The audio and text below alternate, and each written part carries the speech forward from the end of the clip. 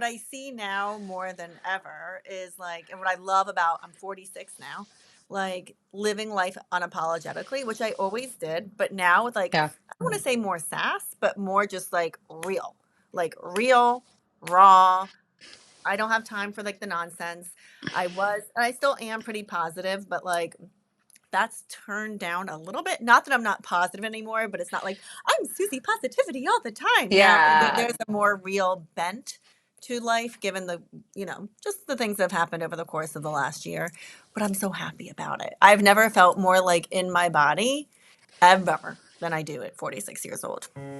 Ever. That's Hi, I'm Cheryl Meadows. And I'm Colleen Hungerford, and this is We're Doing This Right, right? A podcast for the whole woman, mind, body, soul, and business. It's humor infused, as real as it gets, inspiring, and you'll walk away with real usable tools for life and business. If you love what you're hearing, please share with a friend, subscribe so you'll never miss an episode, and rate and review whenever you listen. So find your earbuds, lace up your walking shoes, or cozy up with a beverage of your choice. It's time to dig in. Oh, hey, Colleen, you were trying to give some of your good banter away before we started. I What's your know. little acronym for the Oh month? my God, a TGIF. Thank God it's February because what Whew, the hell was January? What the hell was so January long. for real? First of all, January is 47 years long. Yep. And where I am, really fucking cold. And also, like, just full of, I think my kids went to school, like, I don't know, 4 days in January, it feels like, with like obviously winter break was finishing up, and then the snow, and then all these holidays, and like respect Dr. Martin Luther King Jr., like respect, but also like, can we go to school? And then they decided to also throw like a teacher in service day into January, and I'm like, we were literally just off. Mhm. So anyway, I feel like February is going to be great. How about you? Yep, here we go. Yeah, January was 17 years long for sure. Winter break felt like at least 8 years ago. But we're back in routine and I'm loving it. And my therapist says that my kids can stay longer at the after school program if it's better for everybody's mental health. So just leaning into that. Lean into that. That's like a permission slip you just got. I know, I love it. Okay, but we're not alone. We have We're a not. friend here, and I'm so excited for you guys to meet Wendy. Wendy S. Meadows, a seasoned family law attorney, former litigator, certified life coach, mediator, and best-selling author of Sparkle and Grit, helps high-achieving women break free from burnout and live with purpose. She also coaches lawyers, especially those going solo or restructuring, by blending practical strategies and mindset work to prevent burnout, increase retention, and build sustainable success. Welcome, Wendy. Amazing. Welcome, Wendy. Thank you. I'm so happy to be here in this very February of February, those, right? Like, Yeah, Yeah, yeah. it is Groundhog's Day too, by the way. So Oh, what uh, happened? I don't know. I don't know. Actually, I don't even remember that that is a thing. When I think of Groundhog's Day, I just think of the movie where he just has the same day over and over and over again. But I don't know. We should find out. I don't think spring is coming early. I mean, if I look outside, it's there's like a foot of snow on the ground. So. But the spring market's coming early, but that's real estate. Let's talk about Wendy. So, Wendy, we hmm always are very always standard question is you gave us our a 2 sentence bio. Okay, hmm but like tell us really about Wendy. Tell us really about you. I want you to talk about a lot of this different stuff because and we met once before. We've met a couple times now. And one of the things that I love that you do, because Cheryl and I also do this, is you do multiple things. Like you right. have multiple jobs, businesses. And I said that in quotes, they're real. They're not air quoted businesses, they're real businesses. But tell us kind of how you got into what you're doing. Tell us a little bit about yourself. Sure. So, and I think my businesses, like, and I put them like this too, they are still evolving, right? Yeah. They are evolving and evolving, keep going and going. But like what you wouldn't know about me by just like reading my bio is that I'm in a constant state of transition, right? So I transitioned first from lawyer to lawyer and coach, right? And then lawyer and coach to being a solo lawyer and coach. And then what is my Mm. coaching? And then now I'm in a new period of transition where married to not married, right? So I Mm. keep kind of like looking. Congratulations. It is good. It is good. But what I see now more than ever is like, and what I love about, I'm 46 now, like living life unapologetically, which I always did, but now with like, Yeah. I don't want to say more sass, but more just like real, raw. I don't have time for like the nonsense. I was, and I still am pretty positive, but like that's turned down a little bit. Not that I'm not positive anymore, but it's not like I'm Susie Positivity all the time. Now Yeah. there's a more real bent to life, given the, just the things that have happened over the course of the last year. But I'm so happy about it. I've never felt more like in my body ever than I do at 46 years old. Ever. That's so great. I think I love what you said about positivity is because there is this sometimes, and I think maybe as women we're supposed to do this, but this like kind of toxic positivity Yeah. vibe where we're not acknowledging the suck. Like it's a really fine balance of being like, I want to be grateful for every experience that I have, and I want to take this as a lesson. And those are all really good things. But also, like, can we just acknowledge sometimes that it sucks? And like, it's okay to be upset about that. And it's okay to be like pissed off. That is, I spend so much time, and I prided myself on being a classic silver liner finder. And I am, and I still am, and I always will be. It's like I'm an Enneagram 7. Like that is like how I am made up. But again, like paying attention to, and this sucks. Or even when I coach my clients sometimes, they used to, I felt like my job before was like, but it's okay because, and here's the silver lining, and here's where we're going, and here's what you're learning. And now more, I am much more comfortably like, you're in a sucky time period, right? Like this will suck for a bit. It will get better, but like you're in the grind. Or people who are working and they're so burnt out. And like, yes, there are tools I can help them with to like get out of the burnout. But I also am like, you're in grit mode right now because you're supposed to be. This is the part of your life where you're supposed to be working your ass off. And like, it just is like, period. And the people who are saying that they barely do anything and work 4 hours a day and do nothing and they have this amazing, wonderful life, it's bullshit. Like maybe for a couple few, but it's bullshit. Like we know they're working really hard behind the scenes. They're just not telling everybody about it. So I've become a lot more comfortable in my skin and my coaching in terms of like telling it like it is, like giving some like positive reinforcement by telling it like what the real deal is. yeah, I'm I really love trying to that. parent in that way where when my kids are having a moment, I'm like, this is hard. Period, full stop. This is Yeah. just hard. And that's okay. Yeah. Yeah. Mm-hmm. I think Mm. too, like I in with my team recently when you were talking about grit, like it's really interesting when you're coaching or mentoring new agents or somebody new in an industry Mm-hmm. because where I'm at in my career, still new, but still like, but also seasoned, like I need to work on rest. But 2, 3 years ago, when I was building my business, when I was in that gritty time, Yeah. like I'm sorry, I'm just going to say it. Like, you don't get to rest during that time. Like, you can do whatever you want. You can build your business however you want. But like, if you want this success, there are periods of time that suck and they're gritty. And you have to be gritty and you kind of have to do the things that are uncomfortable. But we're in an interesting, at least for me, and I think Cheryl, we're in the same like world where it's like we want to talk about rest and we want to talk about like we don't like work-life balance, but we want to talk about like, integration and creating the life we want. But some of that takes this grittiness that you're talking to in the first part of your career, right? Agreed. And And there's I, still periods right now where we need it. Like yesterday, Yeah. I don't real estate on Sundays is what I always am saying. I don't real estate in person on Sundays. Yesterday, I worked from the time I woke up at 7 a.m. until like 2 or 3 p.m. just with like just things that were time sensitive that came up that also like I could get them off my plate yesterday and not do them today and like Yeah. and make kind of the rest of my week flow. And like much to my husband and my children's dismay, they were not pleased with it. But I'm like, sorry, you want to go back? You want to go on vacation this year? Like, this is what Yeah. mommy does. right. And And we all pay those for things it. that we do, right, that are non-work related, Monday to Friday during 9 to 5. Like I'm sure like we are working and doing things. We're also like, oh crap, the permission slip. Oh, I need to go on Amazon and order this stuff for the school field trip. Oh, I need to Mm-hmm. go pay the copay. Oh, I need to schedule with the therapist. Oh, I need to schedule this other appointment. Like we I want can't to go for a start. fucking walk, for God's sake. I know. You That know, and sounds that's the only time I can do that.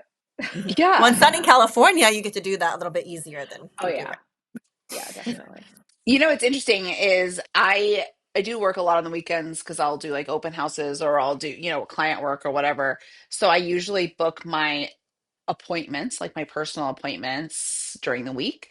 And for whatever reason, this past weekend, I had to reschedule some stuff. So I had to do like hair and nails on the weekend.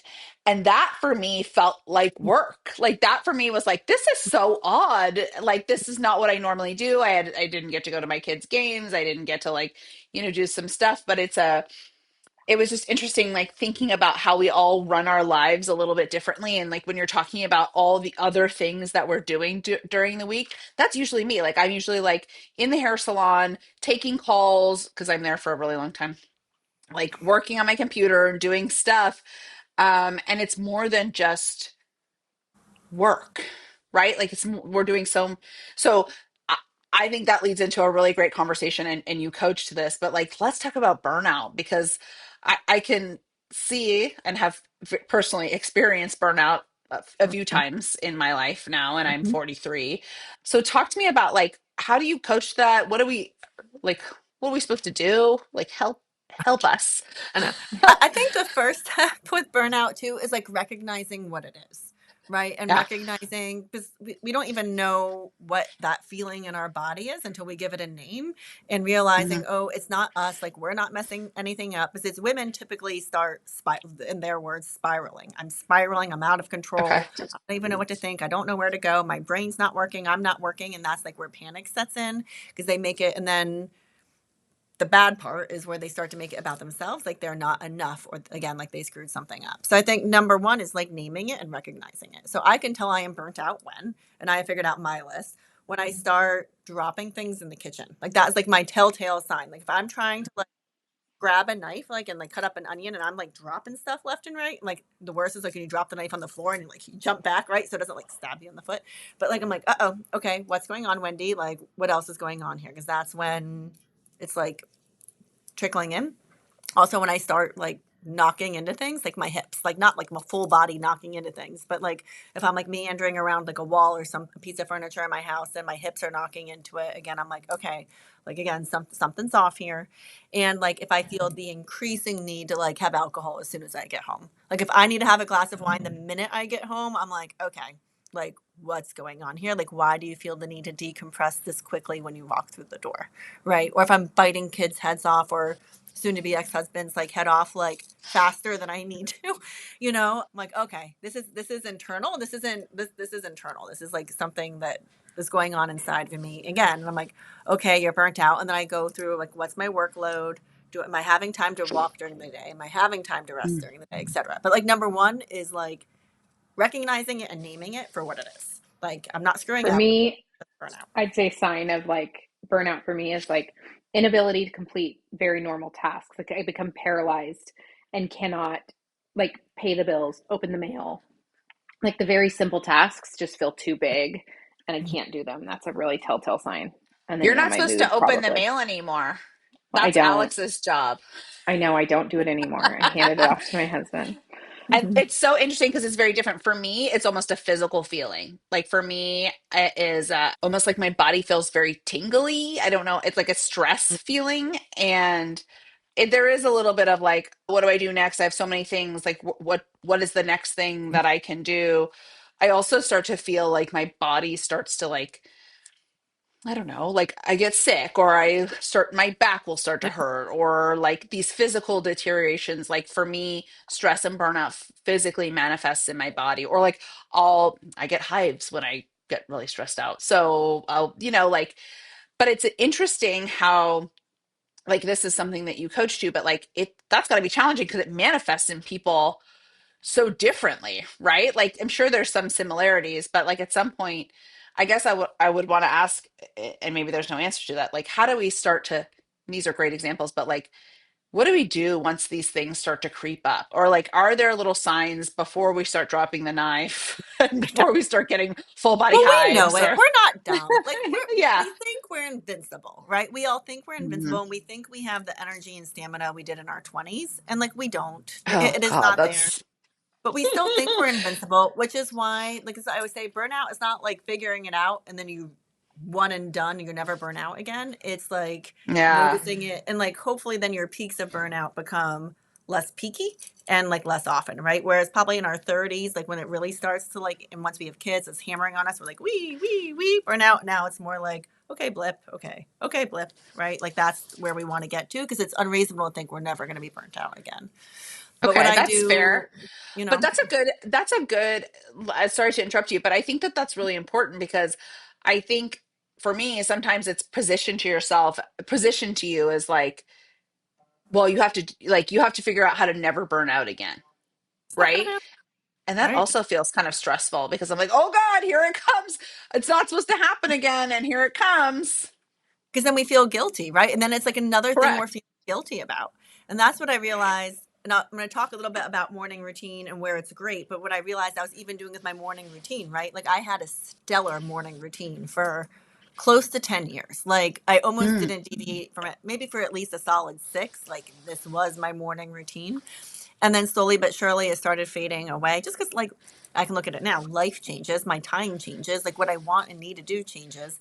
But I was right. beating myself up for not having my perfect morning routine anymore. And I didn't realize I was perfectionisming a morning routine too. So rather than it serving me, like I was like doing certain things that I didn't need to actually be doing anymore. Right. Like it almost started Yeah. reversing like the good benefits. But I would say like to pull out a burnout, like there's 3 easy things like that. I'm like, okay, Okay. these are the things I know I need to like. Number one is like cut down on the alcohol, especially on the weekdays, because it just makes everything worse. Like it just, you Hmm. think it's going to make it better because it feels so good then the night, but the next morning, then you feel like cloudy and depressed and anxious and all those things. But like, if you can cut out the alcohol, that will help. Number two, same with the sugar, same thing. Like, is the sugar, Mm, I know like every Christmas season, my anxiety goes sky high in December. Again, it's the sugar, like sugar demons, like, talking to you and saying things that aren't true.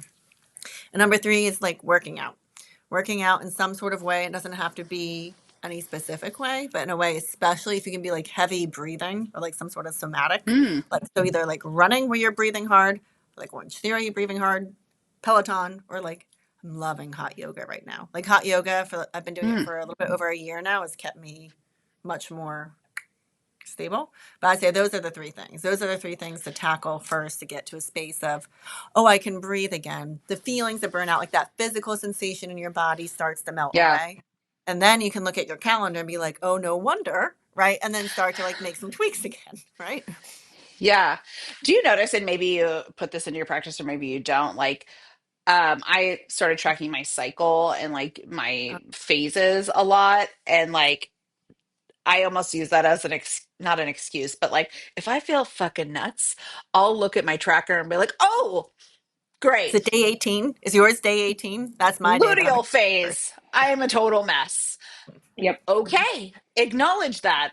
for. Hmm. Great. Hmm. That, like it almost gives me, I don't want to say like an out, Validation. but a validation. Yeah, Validation. yeah. A reality of Mhm. like, oh, okay, I'm not fucking nuts. This is just, but that plus like, I really liked what you said about like this morning routine, and what we love about morning routine is our podcast started because of morning routine. That was our first ever Oh. episode, and Mm. actually one of our most listened to ones still, right, Cheryl? Is our That morning in the routine. pelvic floor. That in Yeah. the pelvic floor.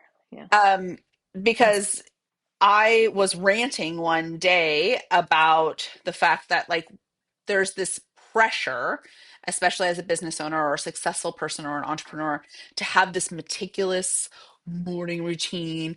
And if you're not doing CrossFit and if you're not waking up at Rise and 4:30 a, grind. rise and grind, start your mhm, day.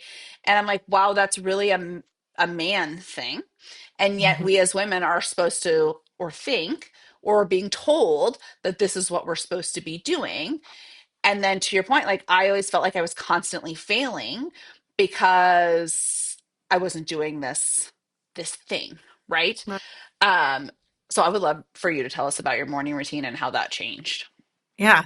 And I will be the first to admit, like, I was definitely cramming my routine down other women's throats in a way I probably shouldn't have been, right? Because it was working so well for me for so long. But like Yeah. now looking back, I'm like, oh goodness gracious. Like, and there's ways I like tweaked my coaching because I started to like see a pattern that my morning routine wasn't for everybody. But like I do have some guilt on that, like where I could have done better, right, Fair. in the past. But I'd say when Yeah. I We had do the the best best, we can until we know better, and then we do I better. know, right? Yeah. Grace. So but the morning routine I loved, and this is perfect for somebody. I think it's perfect for somebody with toddlers, right? Who Mm. their toddlers are at least sleeping till a decent time, and they don't have to get out of the house until like 8:45. So they do have this 2 to 3 hour magical stretch of time, which I don't have anymore, but I did have it for a while. For a while, I had this like 2 to 3 hour juicy time that was just mine. And it was so important I wake up before my kids. I mean, number one, that was number one rule. You have to wake up before your children, period, because it's the only actually you time you get all day, right? Hmm. Now my kids are 12 and 14. They don't need me as much. Like I could also watch a movie with them and have downtime with them in a way that I couldn't have done before. And it's just totally Right. different. But like with toddlers, you have to wake up before them, period. Then coffee. I'm never giving up coffee. Anything that says give up coffee, I'm like, no. Not Why? for Yeah. me. Yeah. Why are we doing that? I'm sure there's benefits somewhere aside from my mood and just my happiness. No, I it's I have pushed coffee. I am a diehard coffee person, You're a but pusher.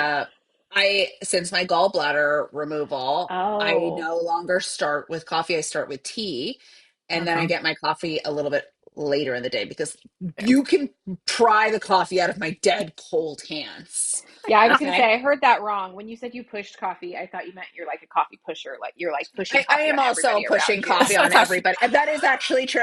But I meant I pushed it further into my schedule. It used to be like the first First thing thing. that went into my body. Okay, so sorry. Go ahead, Wendy. So coffee, and then I would sit down in my little chair. This is so perfect. That's so perfect. And I would like read a book until I was like done reading it. So usually like 10 pages, 10 to 30 minutes, depending how much I loved it. If I was like super into it, I'd read longer. If I was a little Was bit. this professional Of development or like course. smut? No. Oh, no, smut is for nighttime. I do smut at Okay, nighttime. okay, okay, Yeah. okay. Oh, But okay. no, I professional like these I have no development. rules. boundaries around smut. These rules. Smut is for any Yeah. time. Yeah. Go ahead, keep going. But professional development, and then I would journal. And these are all things I still love. Like I'm just saying it because I had to do it so perfect like back then. But Yeah. it worked really well. I mean, doing all these things propelled me like none other. Right? They just don't exist in this current time and space. I would journal.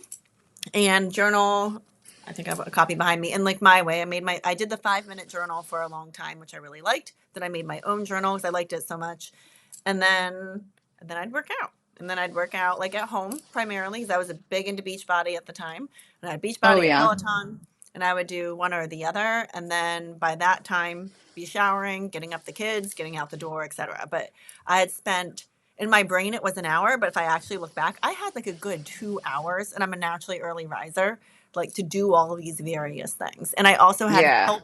This is also a period of time where my husband was able to be helpful in the morning. So the morning getting the kids out the door wasn't just on me, it was on both of us. Right. And again, like my life changed dramatically 20 what year are we in? 26. I want to Yeah. say I think so. 2022. My husband needed to work a lot more in the mornings, and then a lot of other things happened, and it just my kids had to be out the door sooner, and like all those things just didn't work anymore. Do you know what my biggest aha was? I think when we did our call, our first ever episode was like the morning actually lasts until noon.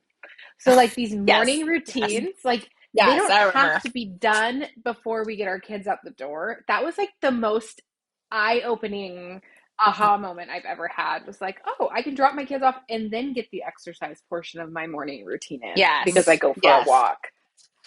Mm-hmm. Yeah. Anyways, just my aha. Welcome to the Well, party, yeah. everybody.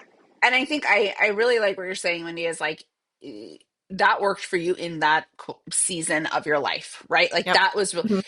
and that is not the same for every woman who even maybe has toddlers, right? Like I think about when I had toddlers, my husband leaves. I've always been alone in the morning by myself. Always. He's always left before the kids woke up, like, or even close to waking up. He leaves before I wake up. So, like, it was always stressful even when I would try to wake up and like exercise at home. Inevitably somebody would wake up, inevitably somebody would pee the bed, inevitably somebody would like need me as soon as I click into the Peloton. It was like a homing beacon, and they would like be like, mom's trying to do something for herself, we Right. need her, but like, but I think, and I was always stressed out about it, but what I'm hearing you saying is like Yeah, that was great for that time. But now, as life changes and these routines need to adjust, right? Like, and we need Oh, to adjust our experience, like our time and our experiences. And maybe we need different things as well. yes. Yes. Again, this season I need very different things. So where I'm looking at working out, I try and put into if a kid has a 2 hour sport somewhere or like a 2 hour drop off, I try and find Orange Theory or yoga that I can Hmm. do in the middle. So I'm not just like scrolling on my phone the whole time and my workout is then. And if my workout is Yeah. then, that means my morning, I'm actually probably working because my brain is the best in the morning. So I also Yeah. I'm ditching that guilt. I like working first thing in the morning. Why am I telling everyone not to work first thing in the morning when I actually enjoy it? Because it's quiet and I Yeah. get it done more quickly, right? And my So brain, Yeah. yeah, my brain actually works better before 2 Me p.m. too. So, yeah, Yeah. yes, you know what else I've changed for me is like the idea that a workout has to be an hour. It has to be this very specific thing. Like if I have 20 minutes to go and like just lift on my own, because I also like class and I like all these things, but like that's not realistic to my life right now because the chances that I can go to the gym at that 1 hour when they're having that class is really low. But if I can just go for 20 minutes and just pick up some heavy shit for 20 minutes, I don't get that sweaty. I cannot have Hmm. to shower in the middle of the day. Like that's working today and right now. Right. And like, cool.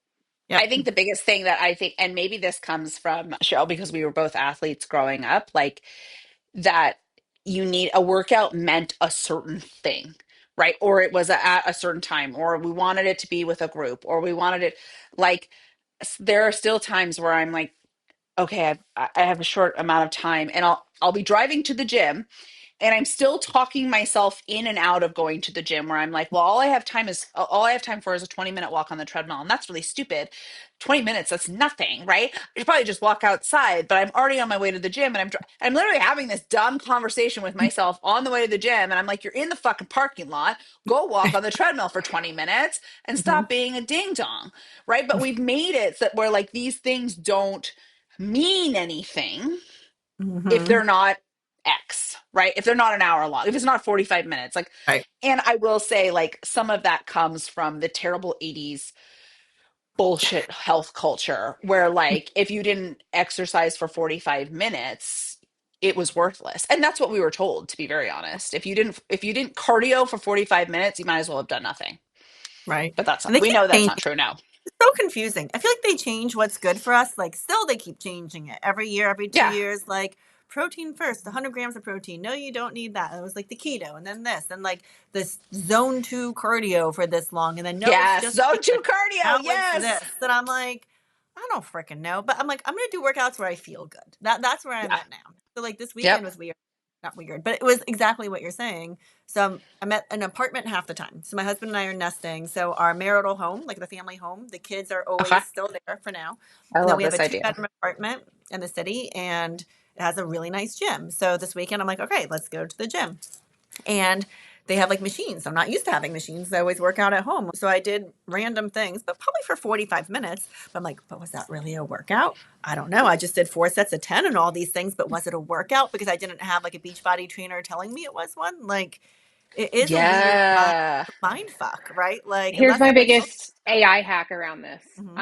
I told AI that I have 20 minutes and I want to do exercise that is like good for a perimenopausal body and like build me a 20-minute That's so workout. weird. And then I I just love like glance at my phone as I walk through the gym and I'm trying to find all the machines because I only ever did classes. I've been a member here for 5 years, but I've never worked out on the free weights and like where's all the machines? I don't know. it. And then I'm like having to YouTube the move because ChatGPT is not giving me an image. I'm like, what's that? What's a farmer's carry? How far am I supposed to walk? I think that's so That is good. so smart. I never thought Yeah. about that. Mm-hmm. It's so Yep. use AI to the best of your ability, but also I'm just shout out to personal trainers. Like maybe you could Right. go to a personal trainer and they could make you a workout and you could do it in the gym. That's what mine did for me, which was really nice. Um, Yes. I want to circle back to the things that you do, Wendy, because we could probably talk about working out for a million years. That's it for this week. Come back next week for part 2. That's a wrap. Thank you for joining us on this journey of laughter, life, and growth. And remember, you're not alone on this path to success. We're right here with you every step of the way.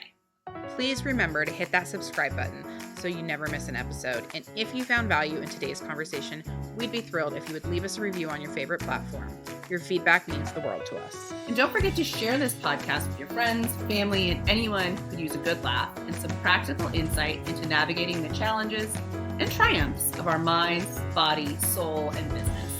Remember, we're doing this right.